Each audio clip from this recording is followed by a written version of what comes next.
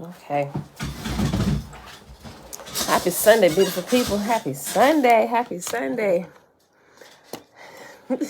No, I'm late today. How I'm late to the late time that I told y'all to show up. Let me tell y'all. Look,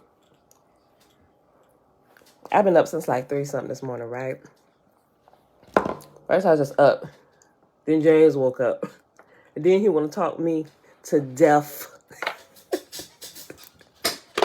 And then, after I couldn't go back to sleep, after he done talked me wide awake, I decided around about 5, let me just go ahead and meditate and go ahead and put on the waves. But I told myself, okay, Pam, you got to wake up at this time. You need to wake up at least by 7, right? Because I was just going to put them on and just let it play and see how far I got. Tanya Bumberry, your first live. Happy Sunday. Shayla, hey, girl, hey. So I did it. I put it on. And what happened was, after each wave, I actually woke up and I checked the clock like I came to. Woke up, checked the clock.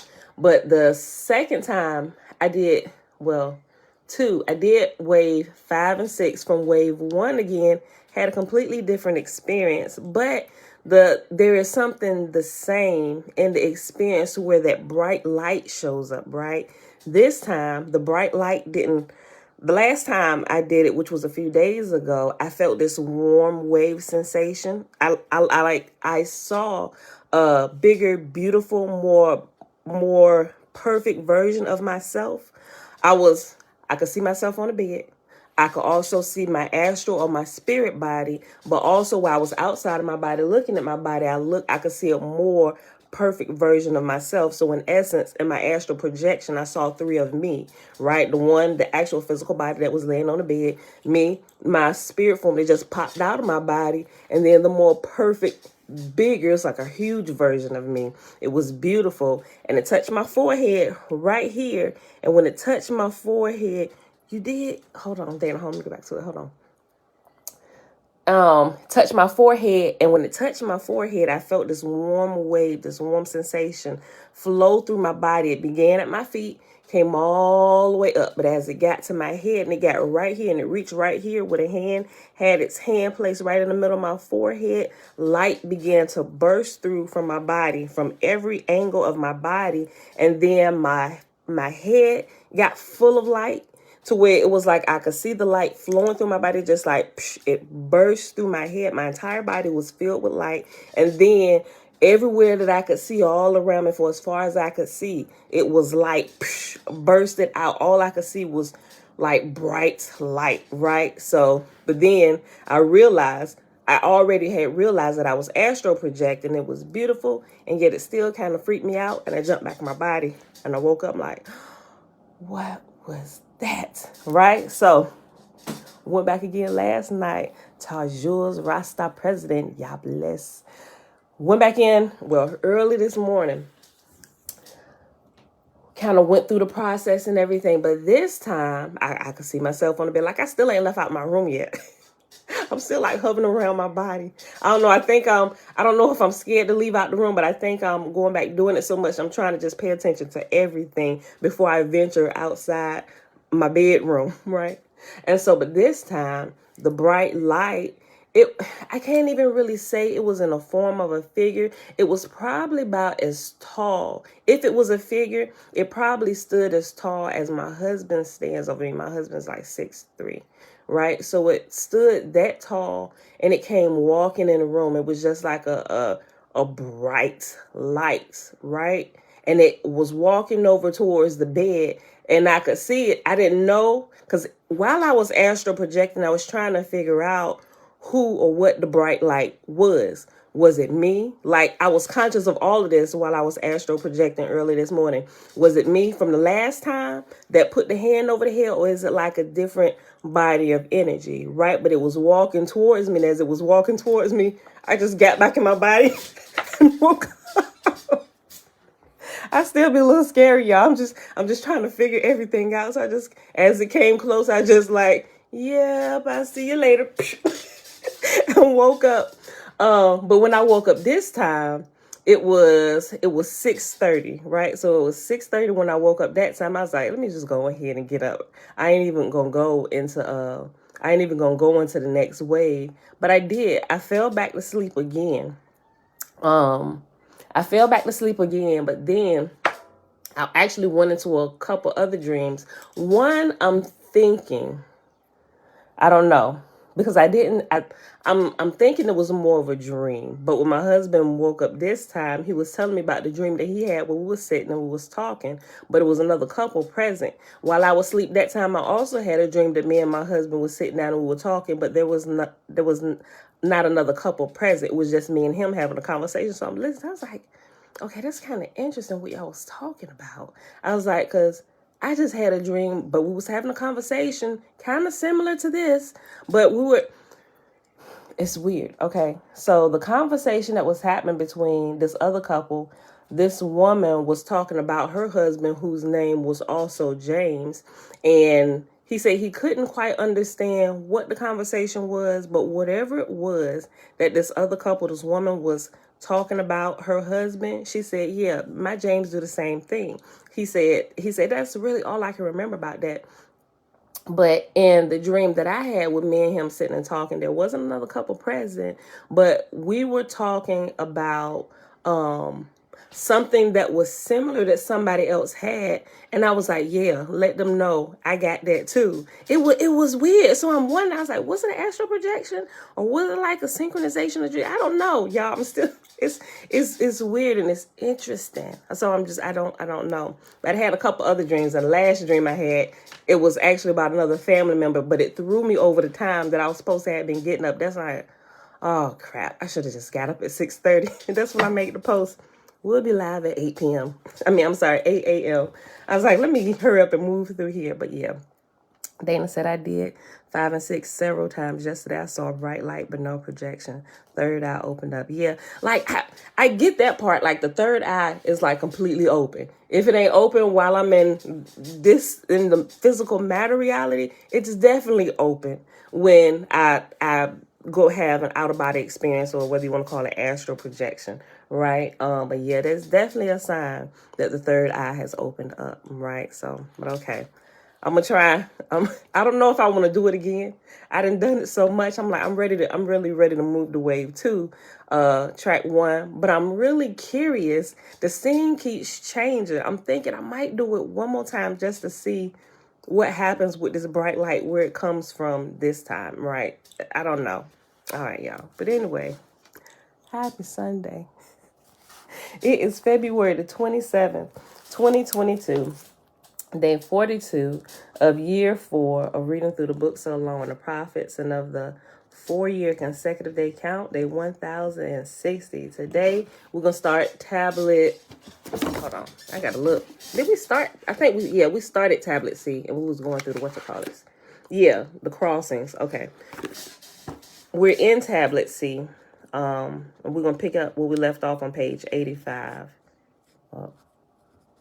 And then we're going to hop over into My Big Toe and pick up where we left off at yesterday, still in chapter 24. But we might get to the end of it today. I think it's just a little bit left. It finished that little shorter side, and it's about to start another one. All right. So with that being said, oh, yeah, great spirit, the great creator of all, continue to lead us and guide us into all truth and help us, give us the ability to adjust the falsities that we may still be carrying with us, so that we can adjust to the bigger picture, to the bigger picture of truth, so that we walk in truth in all that we do. All right, y'all. Page 85. So we know that who was it? Ishtar. She descended into the underworld. It was sounding real Jesus Christy like, right? Hung on the cross and everything. Then rose, and then when she rose, all the dead that was down there rose with her. I'm just like, yeah, no, that's real New Testament-y, Jesus Christy like. Yep. Okay. So we paused at the crossings of the sons of fire. The bright things from the land of twilight dawning, between the land of light and the land of darkness, between the splendor and the gloom. They are the lands beyond the veil threshold. And in the front of the veil threshold is the land of the living. The seeker embarks by boat on the waters of illusion. Guided by two opposing beings, the boat capsizes. A young maiden desired to drag the seeker down to the depths, and the decrepit man grasped him strong, wanting to keep him afloat. The seeker struggles against him at the shores of the light of truth. The young maiden transforms into a decrepit hag, and the decrepit man is transformed into a comely youth. Like a drowned corpse, the seeker lies on the sands of the shadow and like a drowned corpse, the seeker lies on the sands of shadow, contemplating that he had fought against the man that saved him. The beautiful one comes forth and is attended by handmaidens, accompanied by the companions of the seeker during earth life. They stand about us as welcomers and the soul self that desires embrace. The beautiful one speaks over the corpse. Raise yourself up and cast away the iniquities of your mortality. The seeker rises, opening the shield. The seeker rises, opening, then shielding his eyes to the beautiful one, and servants of the beautiful one weep the blood. And servants of the beautiful one weep the blood of the seeker in his life. The seeker says, I have come forth that the dead might live and the blind may see. Still sounding Jesus Christy like. The soul self says, I have come forth to embrace, protect, and shield you. The spirit of seeker is awakened in the land of immortality. It shines brightly in the land beyond the horizon. He, spirit of the seeker, is the risen hero, God of the horizon. Do not offend by thinking him dead, because he can never die, as he lives forever in the land of the ever-living. You should not weep for the fallen body of the seeker, as your tears and lamentations for him will restrain his spirit. But now it is a time for farewell. But now it is a time for farewells and the closing of the gate. The departed seeker, risen to glory, has left the living to sorrow. We offer our services to him. May he speak well of us when coming forth. Arise, greet the one who arrives, clad in all clean white clothing. He brings the crown of the heavens. He brings the scepter of the king. He brings the staff of righteousness and the priceless stone.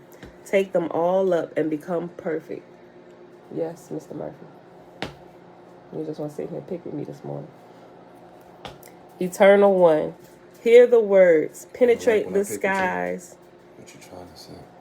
Eternal one, hear the words, penetrate the skies with the smoke. Like when I pick at you. Listen. Huh? Go over there, finish eating up your food. Like when I pick at you. Oh, great spirit, Yah, you are one. Speak quietly to our spirit in this physical body. Your truth, welcome home those innocent spirits being killed now in Europe. Glory and praise, oh great spirit. Hallelujah. Thank you for that. Yahuwah is one. Audrey, shalom, shalom. So forget what I'm talking about? Okay. No, it's not forget what you're talking about. Answer my question. Yes, I do. I can pull something up. Look, back up. Eternal one. All of this right here. Look, you made me miss my whole spot. Listen. Okay. Yes, I love all. What you jump for? I was about to say, yes, I love all of this. You like that? I love all of that. Got that. Back up. Let me go back up. Arise, greet the one who arrives clad all in clean white clothing. He brings the crown of the heavens. He brings the scepter of the king. He brings the staff of righteousness and the priceless stone. Take them all up and become perfect. Eternal one, Hear the words, penetrate the skies with the smoke of incense. Allow no stooping shadow to haunt or defame the spirit. Guard the dark gate that no abomination will creep through, and allow no foul darkness to contaminate the body with illness. You can bring no harm, dwellers beyond the western waters. Remember, you didn't give me no kiss this morning. Give me a kiss, baby. How you leave my presence and you don't kiss this? I kissed you earlier. In your dreams, you did. You did not kiss me. You didn't even touch my lips. Give me a kiss. How dare you not? Give me a kiss. Okay. You funny, man. Eternal One, hear the words, penetrate the skies with the smoke of incense. Allow no stooping shadow to haunt or defame the spirit. Guard the dark gate. Don't look at me like that. That wasn't the right kiss. No, I'm joking. Guard the dark gate that no abomination will creep through, and allow no foul darkness to contaminate the body with illness. You can bring no harm, dwellers beyond the western waters. According to the words of the coming forth of the sons of fire, the ones who walked and spoke with the men of earth are now distant, living the lives of splendor in the eternal shining ones. They now stand to weigh the spirit of men at their deaths and aid them on their travels to the spaces between heaven. The seeker bathes in the lake of beauty and drinks from the fountain of life. He beholds the twilight spirits who are purged of their wickedness and lust, and yet they remain captive to the lords of the fate, destinies. The Lord of life directs their journeys back and forth, their tests and trial. This is the lore of the seeker who is raised from the dead as the risen one, and coming forth, he is the newcomer. This is the lore of the journey to the outer tracks of the between, and the path taken by those who been laid to rest in catacombs and tombs. When passing through the house of clearing, the departure is not delayed. At the place of waiting, the ferryman comes, and there is no fee to pass. The newcomer waits, then says, "Ferryman, take me to the realm of the blessed, as I am purified and cleansed of all mortal iniquities, and am anxious to come forth unto my destination." "Show me your token," says the ferryman, "proof that you have passed the test, and also evidence for your destination." "My token is the light." My token is the light.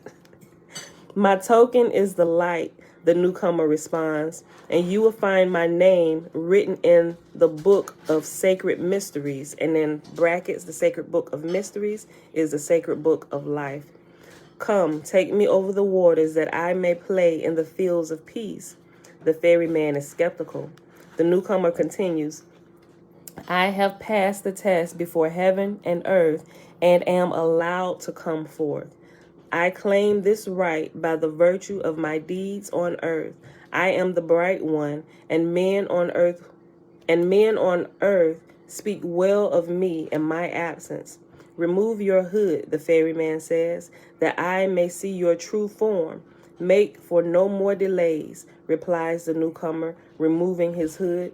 "Quickly, we must depart to travel the waters to the other side. Test me no further, ferryman. My sign and seal go before me. By the names of gods to men, I can dispel all glamours of illusion." Ooh, oh my goodness, that is so good. That is so good. Trina, I just saw your comment. I know he do something to you. That smile you get when he is in your presence. Love it.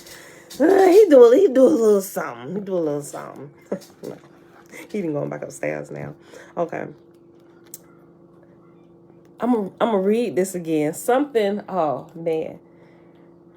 It's talking about I can dispel all glamours of illusion. Different things that's happening that I'm understanding. I'm really just like taking my time just to really sit and think about life, how I'm observing life. Also, the book that I shared with y'all called Sudden Understanding.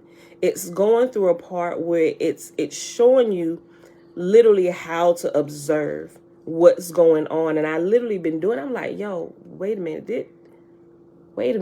It's if y'all didn't get the book, y'all absolutely have to get that book when you get a chance. They have it on Kindle where you can like download it. It's cheap. I think it's maybe like $4 if I remember correctly, the downloaded version. But I know a few people have gotten the printed version. But it's really interesting, some of the things that I've actually been doing, just sitting back, meditating, paying attention to, looking at different things happening around the world, the different type of illusions the different cultural groups have that they have to come out of. Remember how we talked about beating the different levels of the game? There are different obstacles, all of these things, even what's going on now with Russia. And it's terrible what's happening, the war that's going on between them and Ukraine. And it's always devastating for us because naturally we're loving human beings, and seeing such torture and disaster, it really does something to us, and quite a lot, because I've seen somebody posted a couple of videos from some of the soldiers that have their cell phones and actually showing the dead bodies, and some of them on fire, and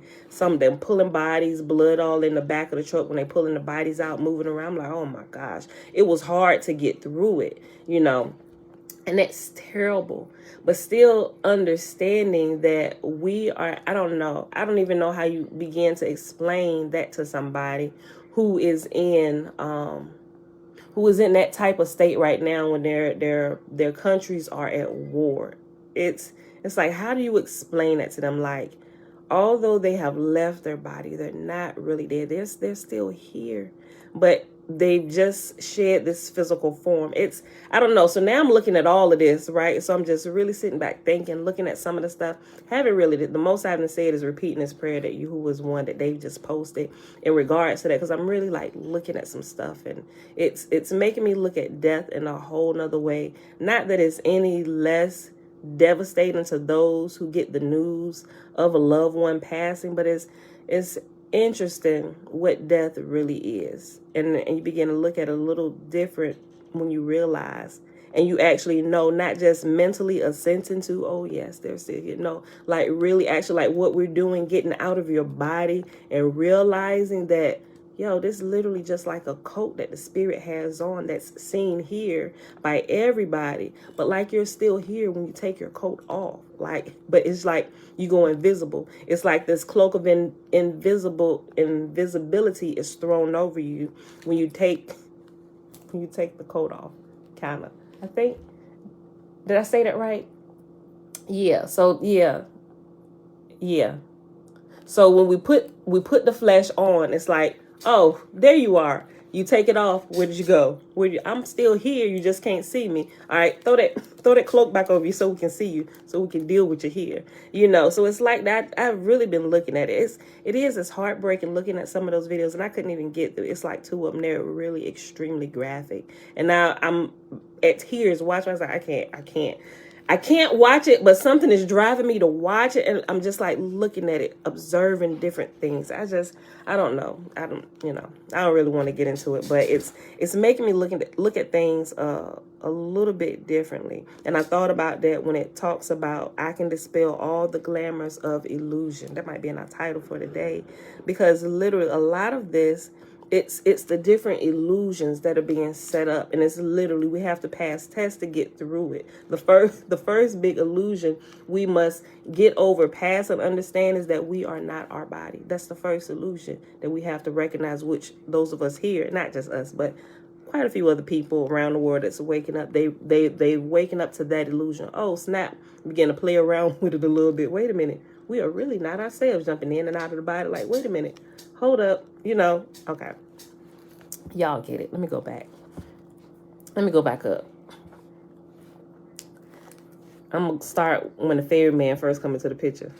At the place of waiting, the ferryman comes, and there is no fee to pass. The newcomer waits, then says, "Ferryman, take me to the realm of the blessed, as I am purified and cleansed of all mortal iniquities, and am anxious to come forth unto my destination." Remember, the book of the dead, it's for the living who are about to cross over, and for you to understand why you're still alive, what's happening. So it's like the instructions left for you before you get into that realm, right? Thank y'all, that's been developed a little bit more to where we understand, and it's not just for when you die, right? Because you ain't gonna need it then. These are instructions before you go to get you acquainted, let you understand that there is another realm. You should wake up now before you go there, right? Or you won't be able to pass.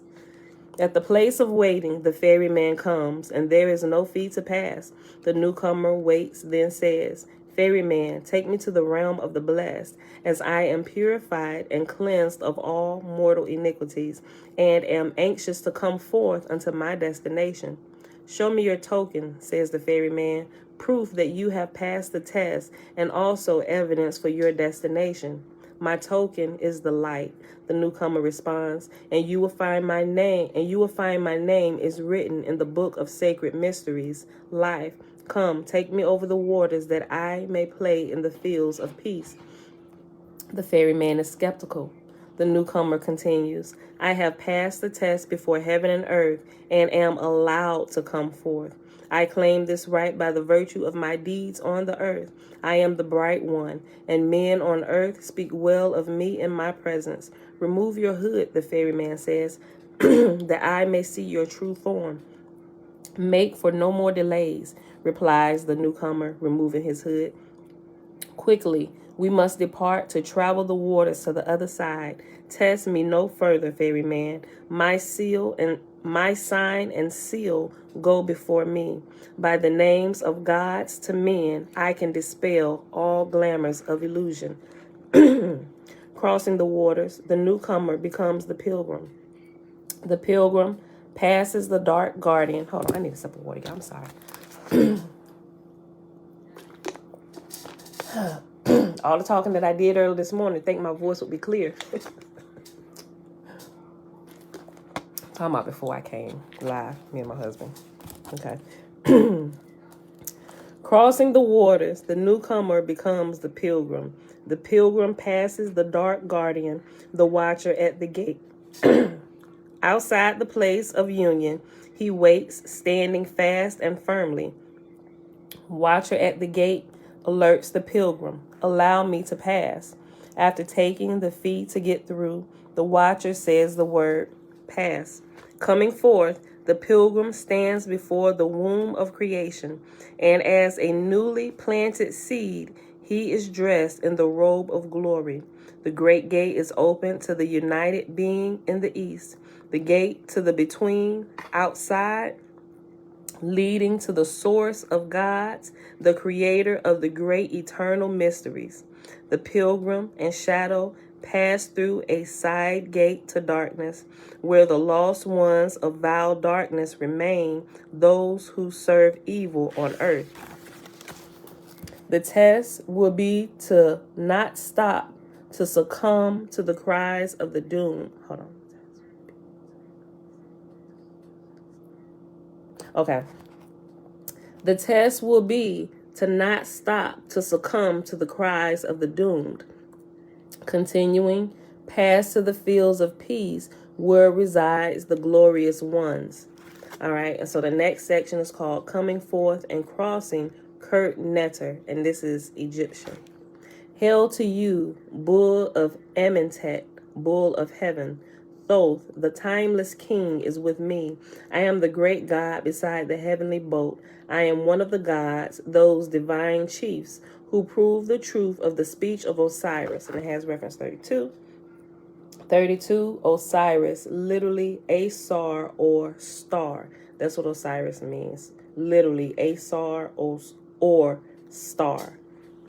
I am one of the gods, those divine chiefs, who prove the truth of the speech of Osiris before his enemies on the day of word weighing. Osiris, I am your kinsman, and I have fought on your behalf.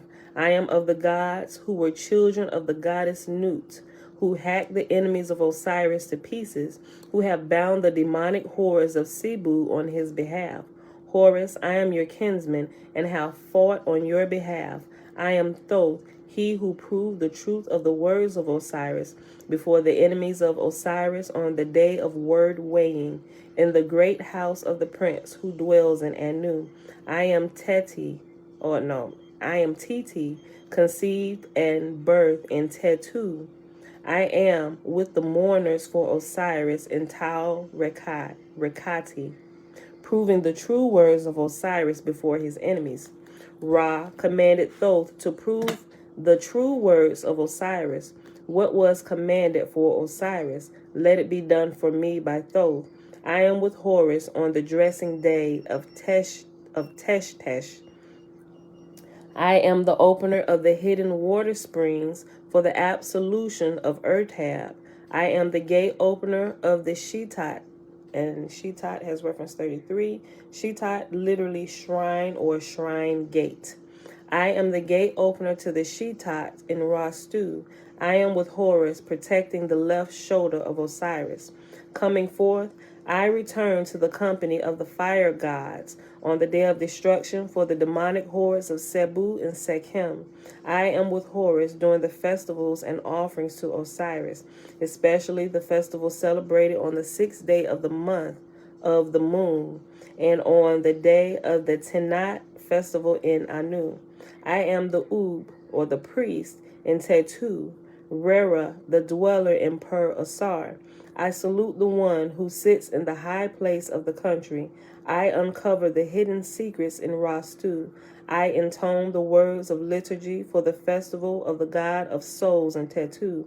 I am the Sim, or the priest, who performs duties in the temple. I am the Heb, the priest, who serves the temple when the Henu Sekher boat is set upon its divine journey.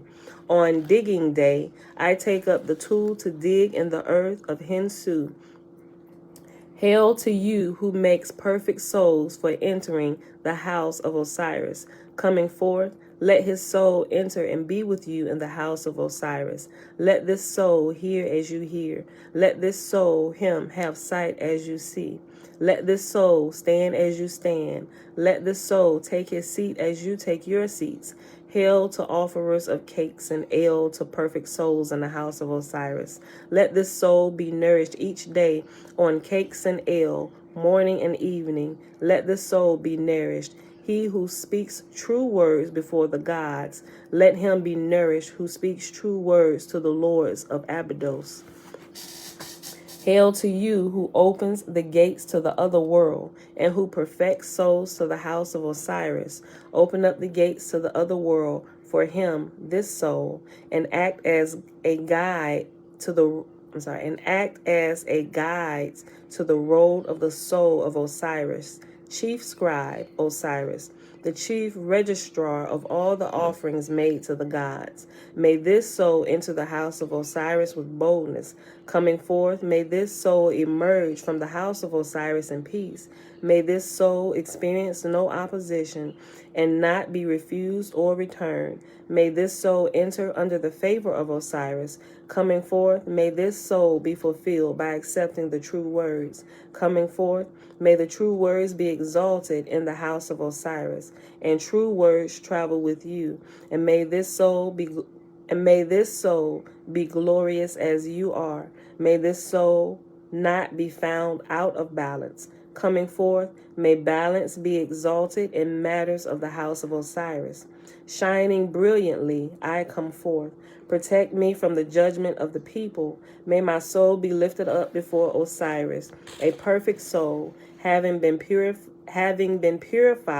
when living on earth. May I come into thy presence, Lord of the gods. May I rise on the seat of Ma'at. Remember, Ma'at is righteousness and justice. May I rise on the seat of Ma'at like a god endowed with life. May I give forth light like the company of the gods who dwell in heaven. Coming forth, may I become like one of you. May I set my footsteps in the town of Ker-Aha. May I set my gaze on the movement of the Sektet boat of Sa.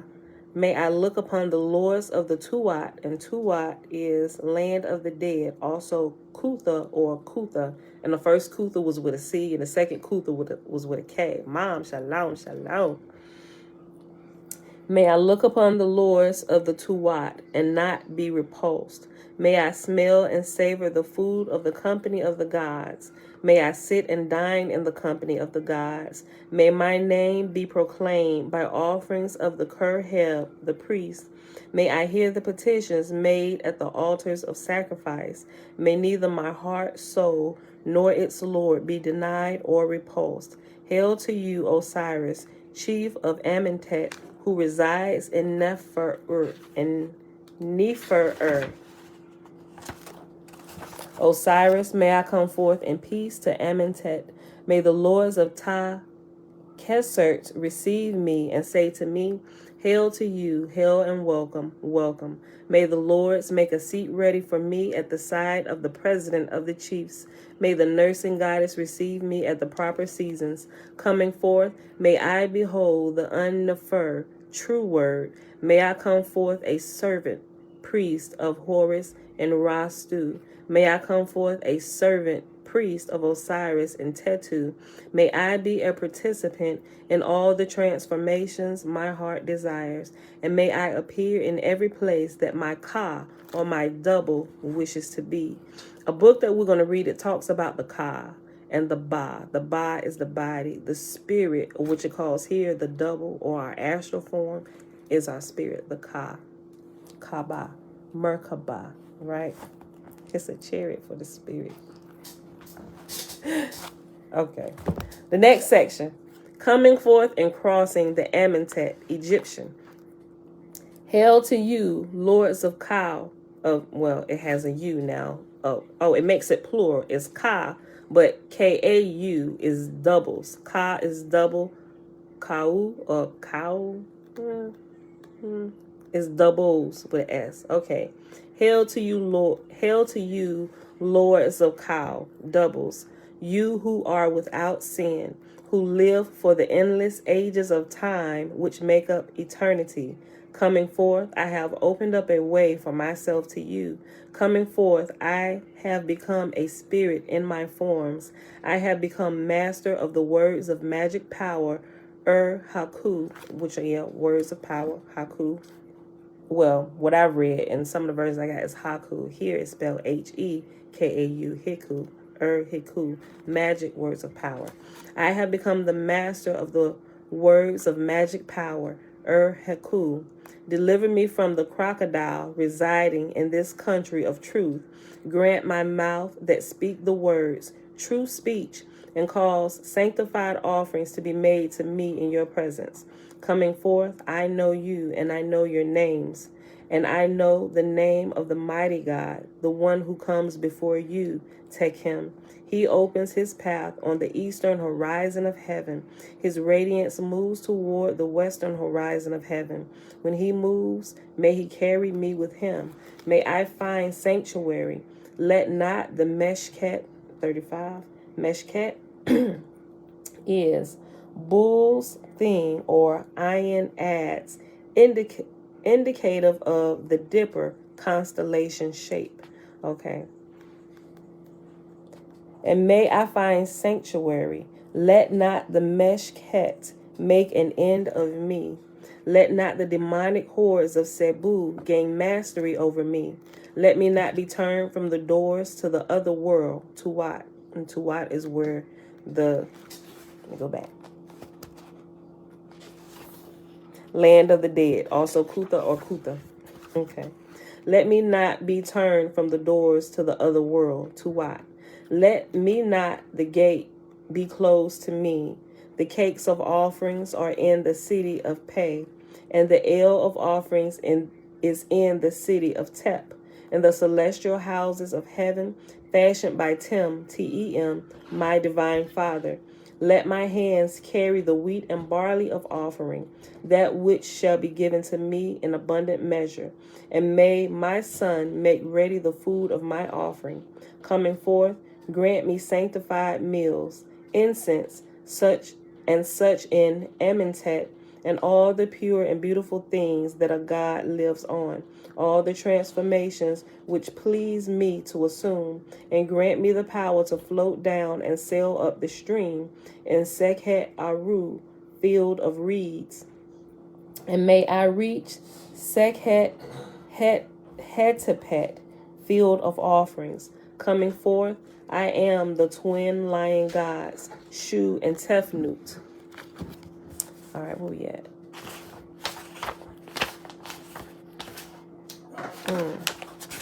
It's Sunday. Let's finish reading. Let's finish reading Tablet C.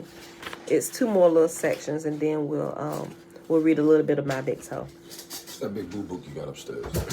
Oh, the Ohopsy. I think I said it right. Look in it. Where you get that at? I did. Oh. Where you get that at?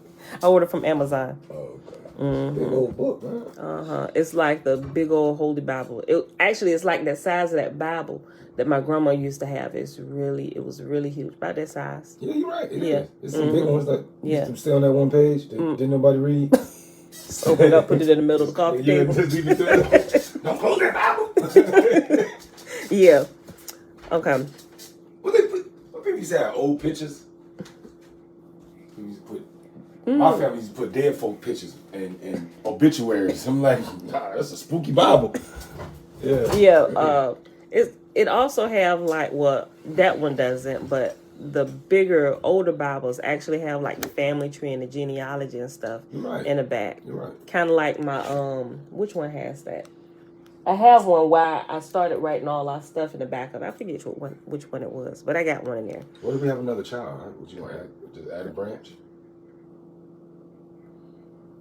Yes, I would add the child to the branch. I like how you just threw that in. We're going to have another child. I was just saying. Let me finish.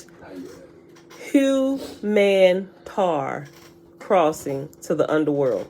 Reference 36, adapted from the Colburn text. Y'all may be familiar with the Colburn Bible. I know a couple people talked about it. Okay.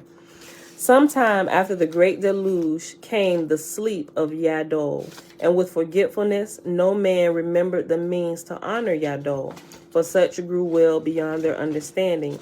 But human Tar, son of Nimrod, loved him dearly, and to Anchiti he was never forgotten. What magic sleep is this, that it would remove Yadol from us? Had Yadol decayed into the dust of nothingness, as visibly it appears so? Or does Yadol live on in some strange eternal dream sleep?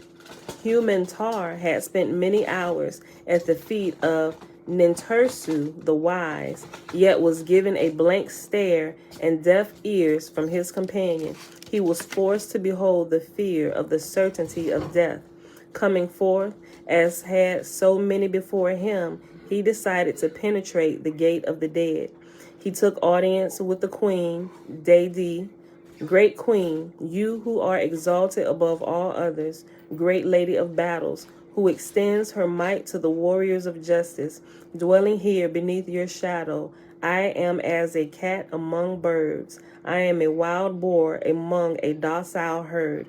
I will therefore spread my wings to fly and go to a distant land to communicate with my God. I will seek entry through the gate of the dead. Uncertain is my heart, so consumed with sorrow is my heart. My spirit is restless. I go forth to discover if my companion yet lives in the land of shadows. The queen, Deidi, answered, why must you leave us to communicate with your God? He is so small that he can only be found in one... Is he so small that he can only be found in one remote place? Human Tar replied to the queen, it is not because of smallness that I quest for my God, but from the greatness. A lady of the household may go to the dressmaker, but it is the dressmaker that comes to the queen. The crowd in the assembly of the royal household murmured, but Queen Deidi gave them no attention. Then she said, perhaps this source of all gods does exist, or perhaps not. Who besides you even knows of this lore? And it is more likely that a great God such as this would be worshipped by gods rather than by men. Is that not so? It is more likely that the lesser gods created beneath this God would be the intermediaries between the God and men. Is that not so? For when a man of a household seeks my palace for justices, Is it me that he approaches, or a subordinate officer beneath me? Both of us, sir, do believe that there is an all source above all gods, but we have learned that this being is so great that it is beyond approach of mere human mortals. I suppose only in this part do we have opposition, you and I. With that, Humantar departed from the royal courts of Queen Deity. Restless, he made ready the journey, leaving the queen's lands. Accompanying him on the journey was the young Anchiti. Yeah, I think I'm saying that wrong. Accompanying him on his journey was the young Anchiti. They followed the way of the golden chariot to the land of Megan and the dwellings of Formana. Strong-armed, they took up shelter. It has two F's. I'm going to just say Formana. It's F-F-O-R-M-A-N-A, Formana. Okay. Formana asked Humantar the purpose of his travels. To this, Humantar replied, I go to seek the temple of Amartit, hidden on a mountain just beyond the river in this very forest. I will find a gate there to which I possess the key. To this, Formana said, but none may pass through that way and return. This I know is true, and yet I have heard nothing before of a key. Humantar brought out the great key, and it was shaped like the sword Adaz of the bull's thigh, Heku. Humantar left Formana to find solitude to pray. When Humantar to the dwellings of Formana, he felt renewed. Hold on. When Humantar to the dwellings of Fermana, he felt renewed, but Fermana tried to deter him from continuing his quest. To this, Humantar replied, I cannot be moved on this matter.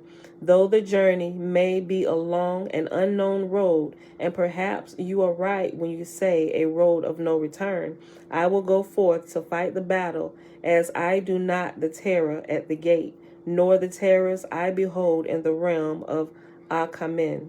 For a moment considering, then Formana spoke, then I will go with you through the forest. Protesting there was, but Anchiti agreed to remain there. Humantar and Formana left to follow the river. Anchiti remained behind to protect the daughters of Formana. Humantar and Formana came to the edge of the forest and were attacked by wild cats, but they overcame the beasts. In the forest, they beheld great trees they had never seen before. They traveled without sleep, fearing the dangerous thing that stalked the woods. Only upon coming to the foothills of the mountain did they sleep.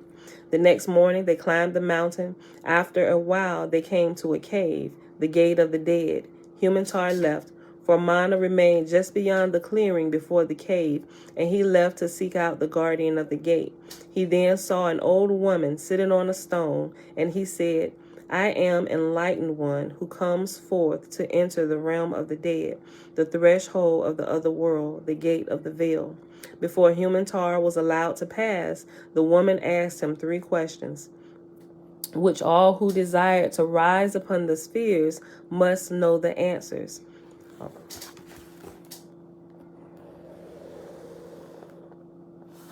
He went forth into the dark passage of the cave. He came before the guardian of the gate, and the gate waited. He came before the guardian of the gate, and the gate waited the terror at the gate. Taking up his sword, Humantar faced them cautiously.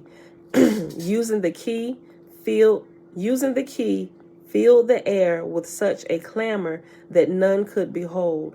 When the noise had subsided, the guardian and the terror disappeared. Further into the cave could be caught the promise of daylight. He emerged on the other side of the mountain from the cave, and it was daylight in the realm of Akamen. Humantar saw no guardians at the 7 bolted gates. A voice came from nowhere and tested him with 7 questions. As he answered each, a bolt was released and the gate... Hold on. As he answered each, a bolt was released and a gate was cracked. In the courtyard, human tar was set upon by 4 beasts, beings that have fed upon dead corpses of men. It sounds like these dead corpses are people who try to access this realm without the proper authority. Remember the first guardian gatekeeper? Let me see your past. My past is this light. And at this point, I'm so glad that I'm seeing light. When I go out of body and trying to figure out what this light is. Right? Okay. Hold on. He emerged on the other side of the mountain from the cave, and it was daylight in the realm of Akamen. Human Tar saw no guardians at the 7 bolted gates. A voice came from nowhere and tested him with 7 questions. As he answered each, a bolt was released and the gate was cracked. In the courtyard, Human Tar was set upon by 4 beasts, beings that have fed upon the dead corpses of men. Coming forth, he passed through the hall of contest, where the good and evil entities fight the eternal battle for the souls of men. From the halls of contest, he came into the chamber of death. He seated himself on the stone of Malakam and waited. By the will of Akamen, Human Tar was allowed to come forth. He entered into the place of the gate of the spheres. This Human Tar opened with the great key and passed. Human Tar entered the realm of the dead. Without the great key, there would be no return from this place. A thick, misty smoke emerged, gathering about him. Then there stood a being, radiant as the sun, lovely as the moon. A voice was raised asking why he had approached the realm of the dead. To this, Human Tar answered, "Beautiful vision before me, my heart grows heavy. For to gain entrance here, I have fought contests most inhuman. In spite of this, I come forth, now seeking my friend, my companion of the hunt, a loyal acquaintance of my past." The beautiful form responded, saying, "The one you seek now lies beyond the river of death. Since you have come forth past the guardians of the gate, you are permitted to go there. You must know, however, that in the middle of the river of death, there grows the forbidden tree which you may not eat. Go now, then return this way." Human Tar crossed over the river of death. Into the land of waiting he went, the place where the spirits shine. He came forth through the great gate and emerged in the place of glory, the land of eternal living. His eyes fell upon those of Yadol. He had discovered his friend, his trusted companion of the hunt. Yadol spoke with Human Tar at length of the things men have forgotten and unknown truths they spoke. At one time, humans were permitted to cross from one sphere to the other, but then the veils between the worlds was thickened, and now men must cross the dark gates to come forth onto the spheres. And as more time passes, this will no longer be open to men. These and other things the men spoke of. Eventually, Human Tar decided to return. He again crossed over the river of death, protected by the powers of the great key. He made his way past the beautiful illuminated beings. He made his way past the courtyard and the 7 bolted gates. He made his way through and out the mouth of the darkened cave. For Mana still waited for him at the entrance of the cave. He rose from his stoop to greet Human Tar, saying, I saw you with the dead lying as stiff a stiff corpse. I feared for your life that you would be unable to return, but now I see you have come forth brilliantly, shining and renewed. Let us now depart from this place, for I am weary from the long watch. So apparently he went into this cave and it looked like he just died, or he went into a astral projection session, right? That's what this looked like to me. I'm going to read that again. For Mana still waited for him at the entrance of the cave, and he rose from his stoop to greet Human Tar, saying, I saw you with the dead, lying as a stiff corpse. I feared for your life that you would be unable to return, but now I see you have come forth brilliantly, shining and renewed. Let us now depart from this place, for I am weary from the long watch. From the cave and the mountain they departed. They made it through and passed out of the forest. They were set upon by many things which they fought, coming forth from the portals and many faceted gates. They returned to the serene countryside of Fermanagh. And that was the end of that one. Where we at? 54 minutes. Oh. Well, it's literally this one page and then it's tablet D. So let me finish this and we'll do a few minutes of my big toe. The opening of the mouth, Egyptian. I rise up, emerging. I come out of the egg in the hidden land. Yea, may my mouth has been given to me that I may speak in the presence of the great God who is true, the Lord of the Tuwat, the word of truth. Let me not be rejected from the presence of the Chachatu. I think I said it wrong. Chachu. Tachatu. It's one of them words like T'Challa. Chachu. Forgive me. I know I messed it up, y'all. Okay. Let me not be rejected from the presence of the T'Chachu, the chiefs which are above any god. Yea, I am Osiris, the Lord of Rastu. Yea, I, the Osiris, the scribe whose word is truth, or Ma'at, have my seat with him who rests at the top of the pyramid. Yea, I have come forth from the island of Nessersert, and I have extinguished the unquenchable fire. Yes, I gave it to him for a few minutes. Don't whine. I just wanted to get up there first. Yeah, I know, but I let him get on it first. Hail to you, Lord of the light, the guardian of the temple, the prince of the night, who appears in abysmal darkness, like the abysmal. Maybe it's abysmal. Okay, let me read that again. The prince of the night, who appears in abysmal darkness. Yea, I have come forth to you, shining, brilliant and pure. My hands are clasped with yours. Remember the covenant of your ancestors. Give to me the mouth that is mine, that I may speak with it. Guide my heart at its proper season. May I be as a flame, a star in the night. Yea, the God Ptah, and they have Inky. We know Ptah is Inky. Yea, the God Ptah, Inky, shall open up my mouth. The local god of my town shall remove the gag from my mouth. Then Thoth shall emerge, who is fluent in the words. He said you can have it? Okay. Then Thoth shall emerge, who is fluent in the words, and he shall untie the bindings that Set has put over my mouth. Then Tim shall return the gag and bindings to those to whom they belong. Then shall the god Shu open up my mouth and make an opening into my mouth with the same Haku iron a days used to open the mouth of the god. So the Haku, the magical words of power. I actually have 2 books from the Gallery of Magic. Is called Words of Power. They don't call them Haku. They just call it the definition of the actual Egyptian name. Haku, Haku. Yeah. They just give you the definition, but it is that. I have 2 of them.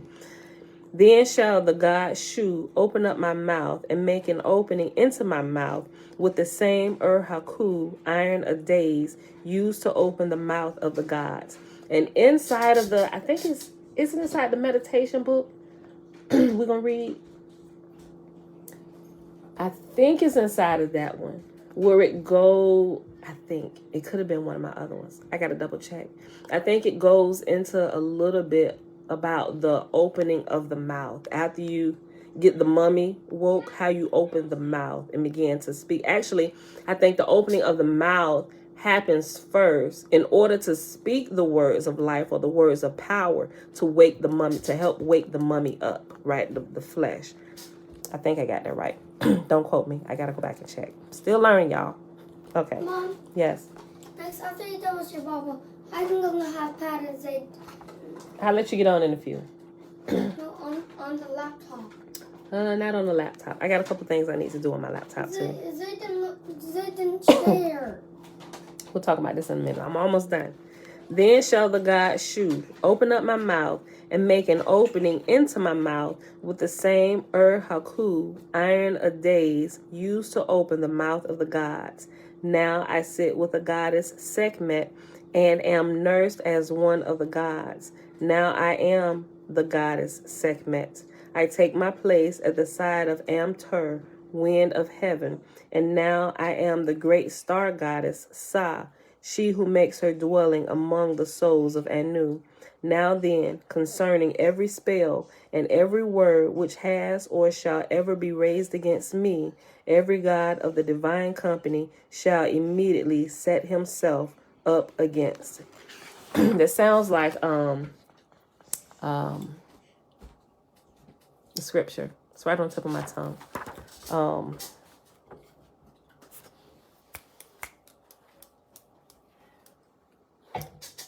Oh, it's right on the tip of my tongue.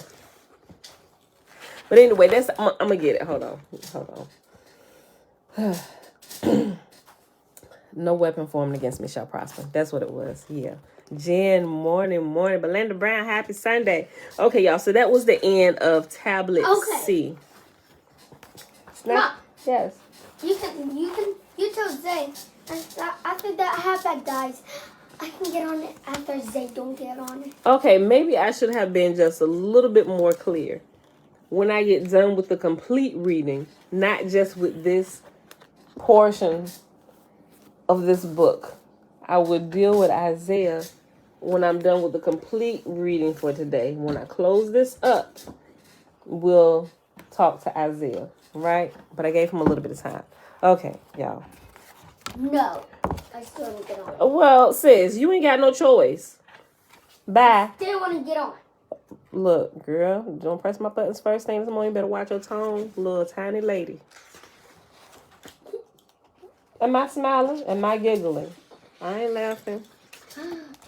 Boy, I tell you. You know what? So I be wondering sometimes, right? Because I was told, I don't necessarily remember when I was young, I had a little smart mouth, right? I didn't really have to deal with that with my boys. But this little girl baby right here, I'll be wondering sometimes some of the things my mama used to say to me. And I'm just like, well, maybe I did.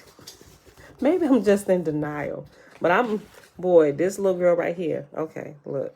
Okay, so we paused on page 193. We'll read it. We probably won't finish this today because it's another aside that he gets into, and it's a few pages still left in this chapter. And we had laughing. Girl, get down. Get down. I ain't playing with you. Go on the stairs with your daddy. Get down. Yeah, because you can make me pluck you. Hop down. Being a smart aleck. Get down. Hop down.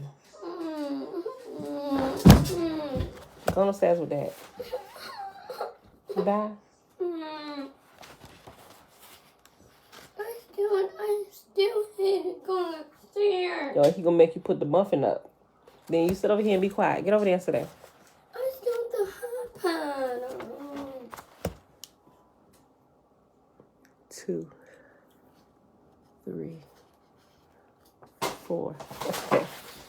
Yeah, put it in that box, little girl. Okay. Let's go back up a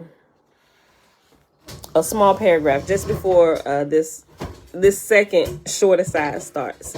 And it says, in section 5, where we discussed evolution as a process fractal, you will find the same basic evolutionary process turns up again and again at every level of reality, physical and non-physical. You will see it is the fundamental process that drives the smallest subatomic particle to populate the states available to it, and it is the same fundamental process that leads our system spinning off multiple probable realities containing multiple universes within non-physical matter reality. Right? And so if you're familiar with Marvel movies, you will see them using some of these principles with the different realities and the Avengers, Endgame, all the different the possibilities, the outcomes to get to the one we want. They kind of throw that stuff in there, but if you're not paying attention, you don't really understand it. It's just good entertainment. Oh, snap, literally. Okay. Another short aside is now necessary to define two important terms that we are going to see used repeatedly. The term OS, which stands for our system, is used often in this section as a high-level descriptor of the larger place we live in. OS is discussed in more detail in chapters 7 through 9 in book 3. OS is defined to be our physical universe, PMR, physical matter reality, which is our physical universe, plus the subset of non-physical matter reality that is interactive with PMR, or physical matter reality. So this level and the unseen realm that we currently operate with, now that we know we can go in on purpose, right? In and out. That's the immediate subset of non-physical matter reality, or the spirit that we can operate in also. Okay. OS is defined to be physical matter reality, our physical universe, plus the subset of non-physical matter reality that is interactive with physical matter reality. Here, the notation non-physical, or NPMR, and it has like a little N at the bottom of the acronym, simply represents a specific subset of NPMR. So if you're not following along in the book, you probably won't see every time it pops up. But when it does that, it's talking about this subset that we interact with the spirit that's a smaller subset of the bigger whole, right? Okay, follow along. If this terminology seems confusing, don't be concerned. It will become clear later. In the meantime, all you need to know is that operating system is our home-based reality. Hold on. I said it's our system. I said operating system like I'm talking about the phone upgrades and stuff. Okay, OS is not operating system. It's our system, which we just described. Okay. If this terminology seems confusing, don't be concerned. It will become clear later. In the meantime, all you need to know is that OS is our home-based reality, the reality system in which we primarily interact. OS is composed of interactive elements that are both physical, such as sentient beings, information, energy, physical matter, organizations, physical matter reality physics, all physical forms, and assorted critters, and non-physical, such as sentient beings, information, energy, non-physical matter, organizations, non-physical matter reality physics, all thought forms, and assorted critters. The second concept to be discussed is that of entropy. It is my guess that most readers are not particularly brushed up on the meaning and significance of entropy, a word I use throughout this trilogy. Actually, I slipped in the first use of the word entropy toward the end of chapter 21. I hope you wouldn't mind a few isolated instances of physics speak. However, from now on, you are going to hear more about entropy. Accordingly, it is time for me to be more helpful. This aside will theoretically save you the trouble of looking up the word entropy and give you a good idea what entropy is all about without becoming too precise or technical. Okay, so it goes into the other short aside within this to explain entropy to you. I say theoretically because almost nobody actually takes the time and trouble to look something up these days. We are always in a hurry despite how much time we have. We have a strong need to press on with or without the necessary information. Fuzzy understanding seems to always be preferred over delay or loss of continuity. Detours are fundamentally annoying beyond the extra trouble they cause. Before I get back to the task of defining entropy, let's wander a little farther down this particular rabbit hole and see what we can learn about how we personally relate to information and how we are affected by a changing Western culture that is in the process of redefining itself through a revolution in electronics and information technology. The cultural metamorphosis accompanying our transition from the industrial age to the information age is as much about who and what we are as is about what we do and how we do it. As our tools and relationships change, we and our reality change with them. From radio to TV to video games to computers, the evolution of consumer electronics has modified how humans think and interact. Most of us, like kids watching Sesame Street, need constant stimulation and constant input, or our attention wanders and boredom quickly sets in. To the electronic generation, thoughtful pauses become superfluous interruptions, and serious reflection becomes nearly impossible. Under a use it or lose it evolutionary mandate, depth and quality of thought are quickly becoming unnecessary and obsolete. In pursuit of short-term goals in our professional lives and continual entertainment and stimulation in our personal lives, our attention spans grow shorter as superficiality dominates our mental processes. I understand we are all in the same boat. It's a Western cultural thing. This is how electronic entertainment and communications technology have affected our minds and thus our perception of reality. Our limited reality is slowly getting broader and shallower. The ecology of our minds is changing from a local lake to a global swamp.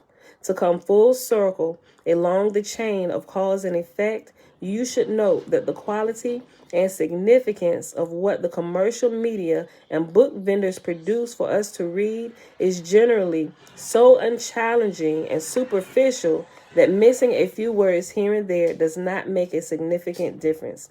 Guess and keep going is a time-saving strategy that will always appear to work reasonably well because whatever we miss, by definition, is unknown and not worth the effort.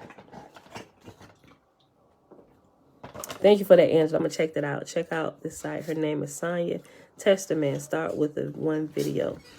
Looks like the Tree of Knowledge. I'm going to check it out. Thank you for that. What you make that face for? You still reading?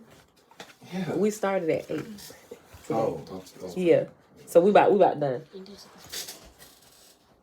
Oh, wait, hold on. You want this gonna be? Oh, no. You almost got me, son. Talking about some put your thumbprint here. I thought he wanted me to unlock it. He trying to get me to download the game. Absolutely not. You gotta watch these little kids. Why you get that for? What? What is that? An iPad? No. What is it? Yeah, an iPad. Why you get that? To replace my old one. Sometimes the phone is too small and I don't want to get on my laptop, so I just use that. It's kind of like the in-between medium. You bought that for them? No, I didn't. I bought it for me. You don't even have it no more. I do. I just take it from time to time. That's sad when it's yours. You gotta take it from your own kids. That's sad. It really is. Okay, let me finish this. Our experience tells us that what we miss can easily be surmised from the context of what we get. Finding the most productive and efficient ratio of get to miss allows us to process the huge amount of largely inconsequential information that continually bombards us. In the information age, skimming instead of reading is a survival tactic. The calculated skipping and missing of random, difficult, or prickly pieces of content eventually becomes a well-justified sampling technique that ultimately grows to exclude much more than irrelevant details. All right, so and it's a third short aside within this second short aside of the first short aside. Okay. In a practical sense, anything that we define as irrelevant quickly becomes that way. You do not miss what you are unaware of. Consequently, all that lies beyond your vision appears to be irrelevant to you. That is why, yes. I already got ready for the day. Okay, you look very pretty too. Hey, Mom. Yes. You told Zay. You already told Zay. Yes, I did. What's Well, he no, say? technically I didn't. I'm going to let him know. Zay, in a few, your time going to be up and I'm going to take it. I just told him. You heard me tell him. And is I getting on? Mom, Hey, we'll have this conversation later. Look, I'm almost done. Move. She just wants to. Yes, she does. She wants it. Okay. She got on lots of times. Yes, she has. And that's not fair. But you're on it now. Go take your time. Don't stay here and argue with her about when she gonna get it. Mom, why does it bleeding, Clore? I don't know. Why is it bleeding? What you do? I bit myself with a bird. You what? I bit me, and my bird was Brian Jordan was here. Oh, the girl. No. What bird? You just talking about that toy? And then your finger not bleeding, girl. Go on, girl. You do not miss what you are unaware of. Consequently, all that lies beyond your vision appears to be irrelevant to you. This is why the uneducated care little for education and are unaware of what they are missing. Let me read that again. That is why the uneducated care little for education and are unaware of what they are missing. The uneducated do not know or appreciate the deeper significance of being uneducated. I'm going to read that again too. The uneducated do not know or appreciate the deeper significance of being uneducated. A fact of life. The implications and consequences of your self-imposed limitations can only be seen and appreciated by someone else who does not share them. If you wish to expand the paradigms that make up your worldview, the most salient question becomes who you're going to call. See chapter 23 of this book. Predicating the validation of a broader viewpoint upon the consensus of the people you respect and associate with is a particularly risky business because you like people who are like you, people who are likely to share your basic beliefs and limitations. Among these people, you feel solid, confident, and self-assured. They confirm the soundness of your understanding and the correctness of your vision. You do the same for them. They define your community or social set at all levels of social organization. Let me take a wild guess. As I look into my crystal ball, I see that you and your best friends are aware of almost everything that is truly important for you to know. Furthermore, it appears that you and your closest associates have an excellent understanding, probably better than most, of the truth that lies beneath the surface of most events and actions. Did I guess correctly? You are not alone. Almost everyone on every side of every issue, including wackos and fanatics of all sorts, feel exactly the same way. Hey, I'm doing well the way I am. What's the big deal over a little minor ignorance? Serious ignorance. Lots of it. Much important truth lies beyond Much important truth lies beyond... Is that a question? Much important truth lies beyond my vision? Bullpucky. That's impossible. You must be talking about someone else. The people I hold in low esteem are like that, but not me. I know what's really going on. And so it's backing up out of this third short aside, going back into the second short aside. Looking up familiar words, concepts, or events is accurately assessed as an impractical exercise by busy people who are focused outwardly on entertainment and practical information. We focus on what we value. Don't blame the media guys. They produce whatever we are willing to pay for. We value what is quick, convenient, entertaining, easy, practical, and feels good or pays well. What else is there? For most of us, that is a difficult question. The honest question to which is neither the null set or the exceedingly short list. Time management, a concept born in the industrial age, goes critical in the information age. If we are not sleeping, we are very, very busy and in hot pursuit of whatever is happening next. Most of us only value the present moment as a bridge to the future. Because we live on the run, we have a tendency to confuse life, meaning, and purpose with motion. The fact is, the choices we make that ultimately define us all occur in the present. Talk about detours. This aside containing an aside that contains yet another aside is forcing you to think in multiple layers. I need to quit and get back on track before we both get lost and decide to go watch TV instead. Okay, so now it's going back to the first aside that it started. And then we'll pause. Entropy is a physics term that you learn about when studying thermodynamics, which is why it is probably not on your list of everyday words to use. Nevertheless, because of its dramatic implications, it is reasonably well known in many technical and philosophical circles. PMR systems, or physical matter reality systems, naturally dissipate their energy. If no new energy is put into a system, the energy that is available to do the work within that system will eventually waste away. Everything, such as a new battery, has a shelf life. Constrained energy, such as a flashlight battery or a full tank of gasoline in your car, which is energy in a form that can do work, is either used up doing that work or eventually dissipates away as its shelf life is exceeded.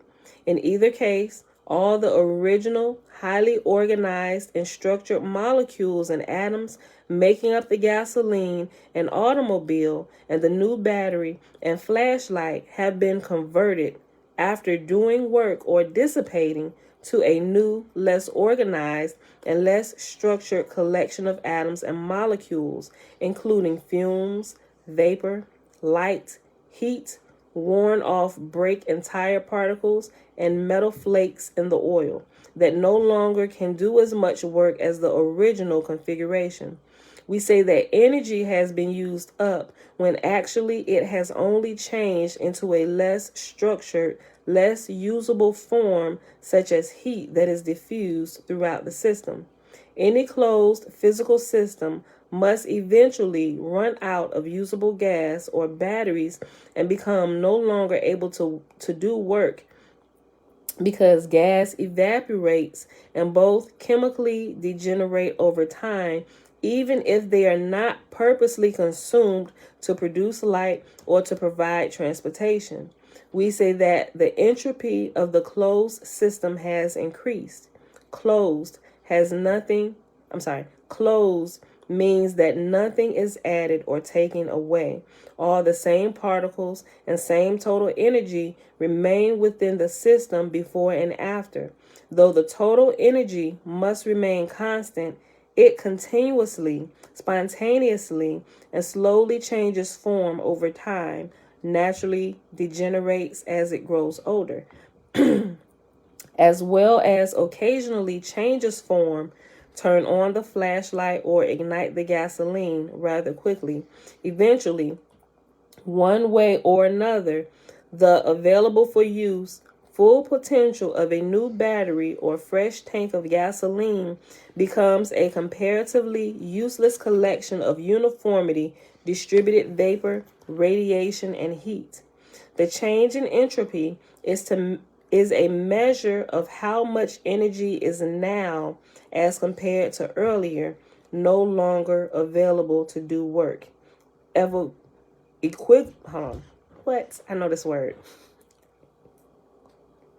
Equivalently, entropy is a measure of the disorder within our hypothetical system, less organization and less structure among the atoms and molecules in our closed system. More entropy means more disorder and less energy that is available to do work. Conversely, less entropy means less disorder, more order and structure within the system, and that more of the system's energy is available to do work. The second law of thermodynamics states that the average entropy of the physical matter reality universe, initially assumed to be a closed system, must increase with time. This means that all matter and energy in the universe will eventually move toward a state of inert uniformity, absolutely nothing left of our entire universe but hydrogen, ions, and elementary particles. Don't sweat it. You still have time to finish My Big Toe and grow one of your own before you decompose. A universe that is as massively chunky as ours takes a long time to disintegrate. Look on the bright side. Number one, the physical universe may not be a closed system. And number two, the sun will expand and vaporize our entire planet long before the universe decays into a homogeneous soup of simple particles. And that's the end of that little aside. And so maybe I'll read this next little paragraph just to kind of bring you back to why we even went into the set-asides in the first place. You will get more detailed information about these concepts later. For the purpose of this section, you need only to understand that all things and systems of things are in an active process of change, animal, vegetable, mineral, technological, and organizational, and the fundamental process is the basis for that change. All things evolve toward greater profitability. Profitability is defined by the degree of immediate success an entity has in dealing with the evolutionary pressures created by the constraints within their internal and external environments. This is true if the entity is an individual or a complex system of interrelated, dissimilar individuals. Non-living and non-growing things such as uranium atoms, organic molecules, the house you live in, the rocks in your backyard, generally evolve toward minimum energy states. When non-growing entities make a natural, spontaneous, or evolutionary change of state, the lowest available energy state is defined as the most profitable next state to occupy. Most of the physical matter on and in our planet falls into this category. Thus, physical matter gradually follows a path to ever lower energy states, increasing its entropy as it evolves. To inanimate matter, natural spontaneous change due to interaction with its internal and external environments, evolution, disintegration, and increasing entropy are all related and moving together in the same general direction. Typically, growing things that are in a state of becoming, can naturally and spontaneously, for at least some limited period of time, decrease their entropy. In contrast, the entropy of non-growing things always naturally increases. In physical matter reality, the growing things ultimately depend on the non-growing things, thus fulfilling the grim prediction of the second law of thermodynamics. We will discover that in mind space, where AUO, or the source of creation of all, we will discover that in mind space, where AO exists as dim consciousness, there are no physical things and everything has potential to grow. In mind space, seeking the lowest energy state is never a goal. Quite the contrary. For a consciousness system, the most profitable next state is the one that enables the system to minimize its entropy. In other words, evolutionary change within a consciousness system is profitable for that system if it causes the entropy of the system to decrease. And that is where we're going to pause at today. We'll pick it back up, and I'll probably reread that small little paragraph and flow right into the next one tomorrow. All right, beautiful people. I hope y'all enjoyed the reading for today. We read, hold on. First of all, today is Sunday. Let's repeat today. Sunday, February the 27th, 2022. It is day 42 of year 4 of reading through the books of the Law and the Prophets. And of the 4-year consecutive day count, we have been present 1,060 days. We read through the rest of Tablet C in the complete book of the complete Annunaki Bible. And then we finished up a little bit more of chapter 4 in My Big Toe, starting on page 193 to page 198.